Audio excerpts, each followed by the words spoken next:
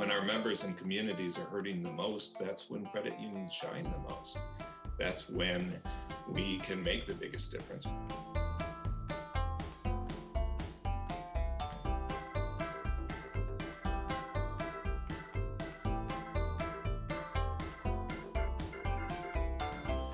Welcome to another episode of Friday 5 with Dave Adams. Today I'm going to be speaking with Bill Lawton, CEO of Community Financial Credit Union, headquartered in Plymouth, Michigan.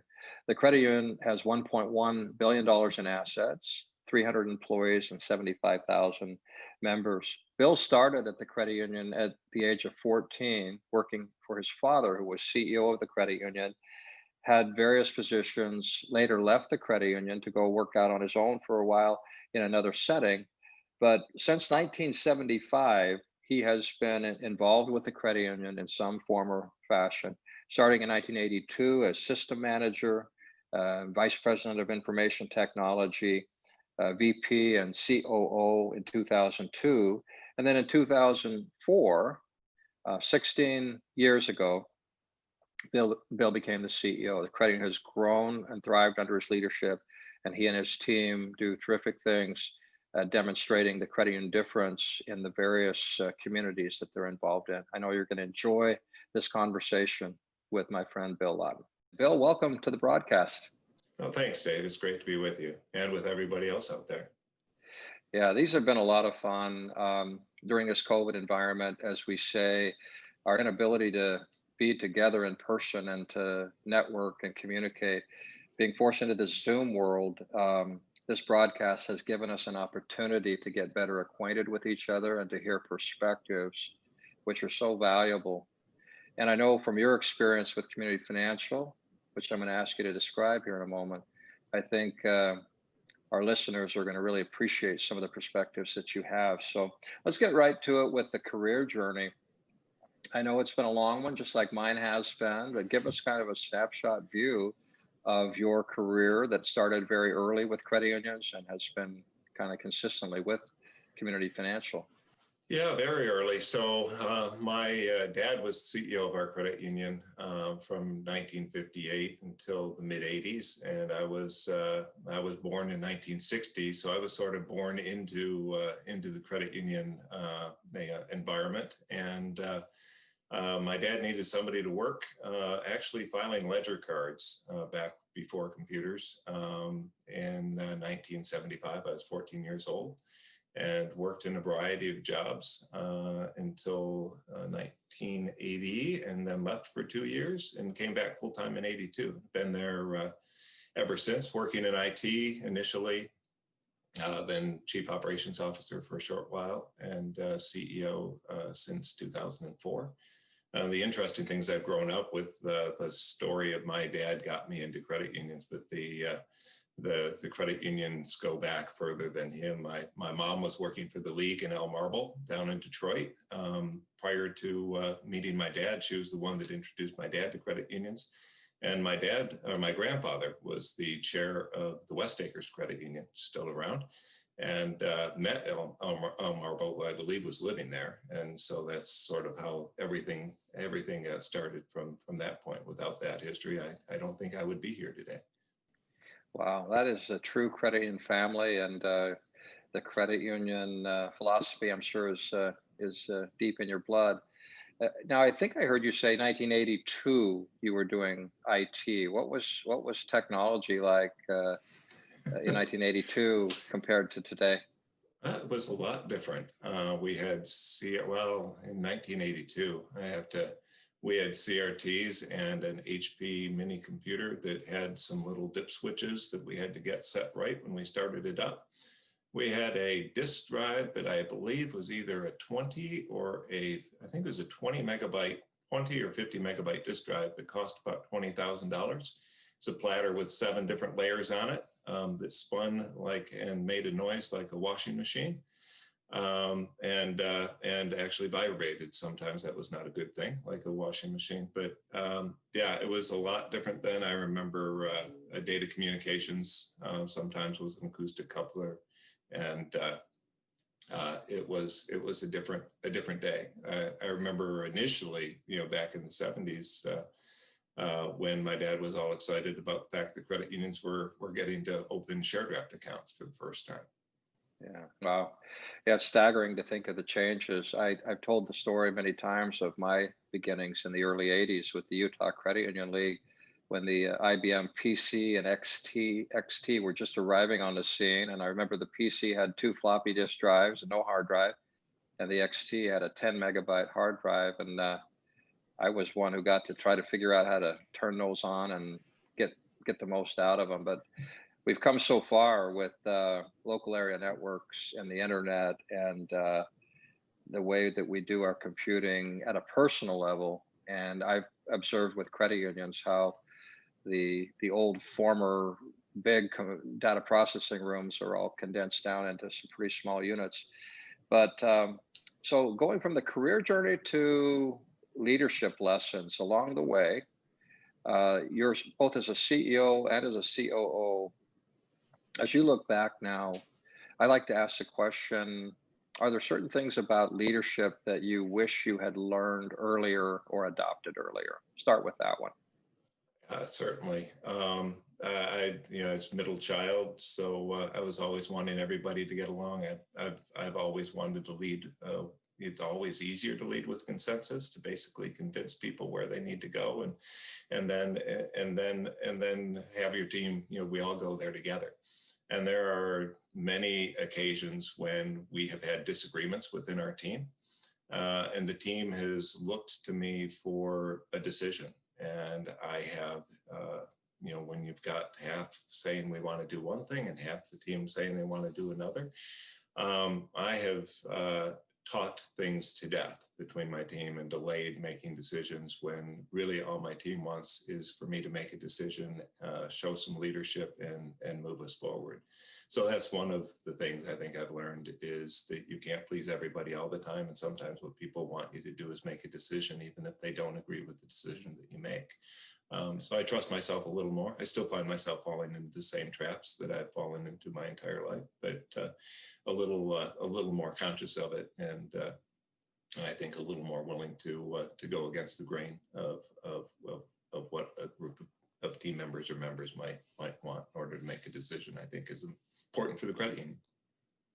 As you mentor leaders, and I know you have a great team there at Community Financial, but as you mentor younger leaders or emerging leaders, what are some of the things what are the qualities that you think are going to be particularly important moving forward in a credit union leadership capacity?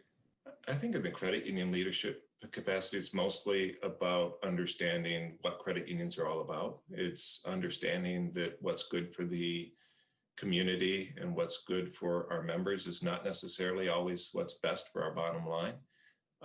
And when we have people that are passionate about our members and our communities that are working on our teams, they're making the right decisions. One of the things I find really exciting about credit union movement is my ability to be able to work as if I have all 75,000 members sitting on my shoulder looking at every decision I make. And I know that I'm not going to make them all happy with every decision, but as long as I'm comfortable explaining the decision and why I made it to those 75,000 people, I know I'm making a good decision. Yeah, it's so challenging because when you hire people into any credit union or credit organization, you can always hire technical skills if you need an accountant or a programmer or a salesperson, but you can't always find people who really understand the credit union difference and what makes credits unique. So maybe we can segue to that. I know you personally, as a leader, and your credit union certainly live the credit union difference in very unique ways, but maybe speak about what that means to you and to your credit union, the credit union difference. It means everything. I mean, it means being able to come home at the end of the day, or at the end of my day now, actually walk downstairs because I'm home all the time. But being able to come home and be really proud of the work that I'm doing, the difference that it's making in our communities and for the people that we're serving. One of my favorite movies is It's a Wonderful Life, and my idea of a good day is a day where I can say, I made a difference in somebody's life, or I made something happen that's going to make our communities a better place for people to live and work. And so the fact that credit unions exist in a community, whether we're serving an association or a business or a community, that we have, that we're focused on others' well-being, and that we can connect to that. I think one of my biggest jobs as the CEO is to help every team member understand that what they're doing in their small area of the credit union, how that impacts everything that we do. And creates where every single little success or big success that happens at the credit union is something that every single team member can take pride in, whether they had a direct hand in it or not. I can so relate to many of those points, and you may know, and others may know, because I've told the story, and I actually have shared this on stage at an AC&E before, that from time to time, before I had this scruffy beard, I was often told that I sounded like, or talked like, or looked like Jimmy Stewart. And in fact, I was, back when I had a little bit of hair, I was getting a haircut, and the stylist, as she was navigating through that sparse hair, she said, "You remind me of that guy in that Christmas movie." And and uh, and so I found that interesting. But It's a Wonderful Life is such a great parallel to the credit union industry, as you know. And the old building and loan associations that were not for profit, that became taxed and became stock owned, and gave way to the current savings and loans and mortgage companies through banks now. Such a different world it was. And now credit unions are kind of the last bastion of the not for profit, community centric organization. So I love that story. And I love how you reference pride, because I've heard that with credit union leaders often, that if you, as the CEO, and your senior team members certainly have that sense of pride in what we do and the difference we're making. And if you create that culture with your team members where we learn from them often more than they learn from us, but so important. And so when we look at this environment that we're in now, Bill, uh, the COVID pandemic raging once again, and working from home, and having to serve members primarily through drive-throughs and call centers. There's so many unique challenges right now. How is Community Financial, and how are you and your team addressing that? And what perspectives can you share about how you're addressing that unique environment? Uh, I think go back to the technology question that you were asking before about what technology was like, so long ago. The technology was different, but the mission was the same. Not for service, not for profit, but for service. When you've got the passion for what we're doing for others, then whether it's a pandemic, whether it's the Great Recession that happened just 12 years ago that we all went through, we find ways to make a difference for people, and it doesn't matter what's thrown out in front of us. I was really, as we were going into planning this year, I was like, I have not the slightest idea what 2021 is going to look like. But I have never been more confident about how well we were going to do in 2021, because it seems like when something comes up like the pandemic, as tragic as it is, or like the Great Recession, when our members and communities are hurting the most, that's when credit unions shine the most.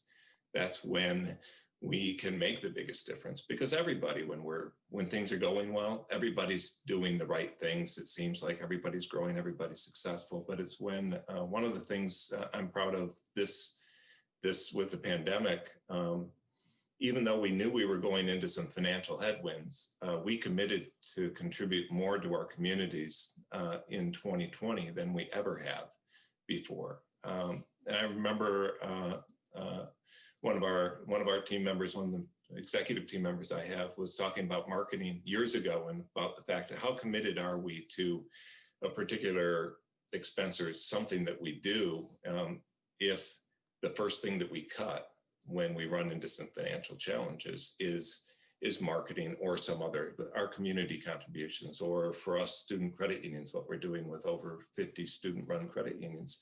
And I think, you know that it's in your blood, or you know that it's really important if when you run into headwinds, you actually double down on that. And I think the doubling down on that is what creates the success coming out of something like the pandemic. Now, there's certain things that we all have to do in order to make sure that we do get out of the pandemic or the recession. But one of the things I think that caused the most success we had in our community over the last 10 years is during the Great Recession, when there was the liquidity crunch, people couldn't get loans anywhere. We started answering our phones, we've got millions to lend. And we did, we lent after the recession the same way that we were lending before the recession. We said, if our members can't pay us back, there's no reason for us to survive if they don't. And they paid us back by paying us back. And we've been serving them more than we ever would have going forward because we made that decision. You use that word uncertainty, and that seems to be the word of the day with leaders of all businesses, including credit unions. And I appreciated your optimism about feeling prepared, even though it's an uncertain time. And I was reading earlier today an economic forecast from the Conference Board, which is a consortium of economists and business leaders. And the most probable forecast for the economy in the US was actually pretty good. They're forecasting an annualized 2% plus growth in the fourth quarter, but for this year in 2020, we'll still have a contracting economy, and then something on the order of 3% GDP growth next year. But the caveat was that's all based on assumptions that have to do with how bad COVID gets and any accompanying economic shutdowns, the presidential transition, the ready availability of a vaccine, consumer sentiment. And so after I read all that, I'm like, okay, I need to know what the pessimistic outlook is and what the assumptions are behind that. But in essence, like with any good economist, the answer to where the economy is going is it depends, right? It depends on what your assumptions are. And so here, your credit union and other credit unions are trying to prepare for an economy in Michigan with a lot of uncertainty. What are some of the things that worry you or that you're concerned about as you look to the future in this economy? Well, in this economy, again, how our members and communities get through this. I mean, we've spent so much time and energy over this last year keeping ourselves and our families safe. For us as a credit union and all the other credit unions and businesses out there, keeping their team members safe while still serving the needs of their members. So, one of my biggest worries is that for some reason, this becomes protracted. The smaller businesses, fail at a higher rate. Unemployment rates stay high. And the unemployment rates, I think, unemployment has impacted lower income people more than higher income at this point. All the more reason it's important for us to step in, because I think lower income members are in something that we're almost made to focus on as much as people higher income. But a lot of those bigger relationships and higher income relationships, the bigger business loans that we have, they fund a lot of what we do for the rest of our membership too. And I do worry that what's happening economically could spread, and a dip could be deeper going next year. But that's what we have reserves for too. So we're lucky that we build those reserves in challenging times or in good times, and then we have them available in challenging times. And I've been encouraged with the discussions with regulators and otherwise that I think people recognize that more, so that they're willing to see us as an industry use those reserves to continue serving our members. Really, credit unions in many cases are the backstop the last resort that families have to be able to stay in their home or be able to keep their car and to be able to make it through this. And I'm hoping we can get them through the other side. That's so well said. The conference board, one other variable or assumption that I missed was the assumption regarding more stimulus money coming from Washington. The Federal Reserve Chair and many, many others, the U.S. Chamber of Commerce and others, are calling on Congress. Even today, JP Morgan Chase CEO Jamie Dimon came out and said, Congress, come on, you got to get your act together.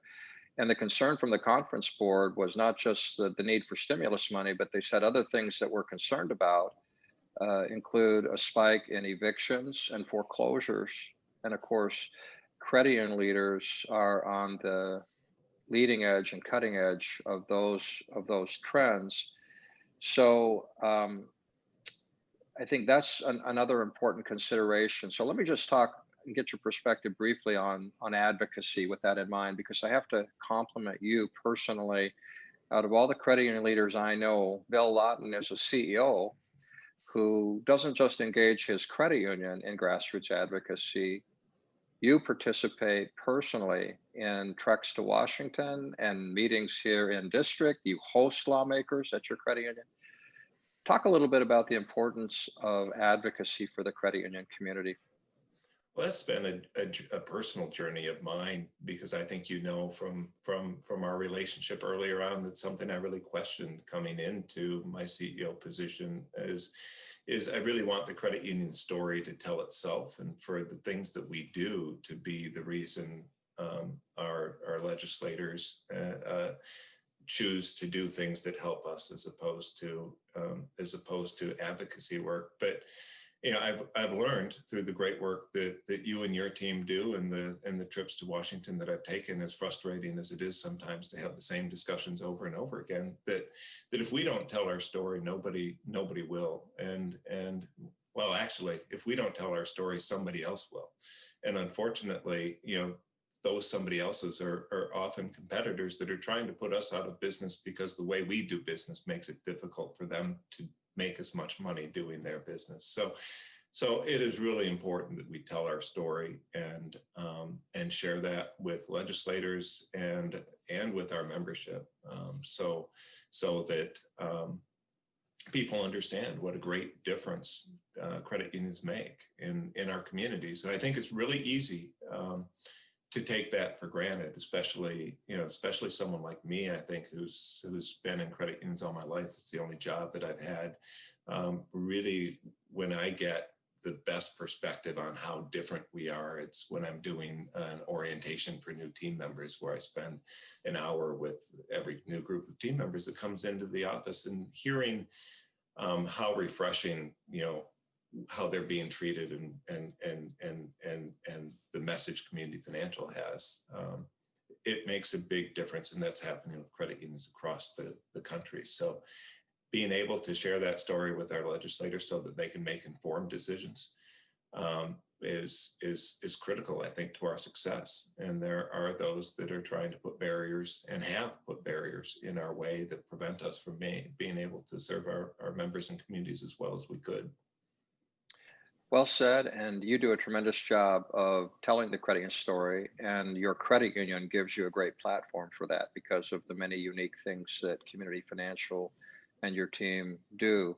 So let's segue to outside of work, when you're not working those long hours that I think today probably started at 6:30 or 7:30. Outside of your work, I know that disc golf, I know you've run marathons, I know that you love hiking. Give us kind of an overview on Bill Lawton's personal passions.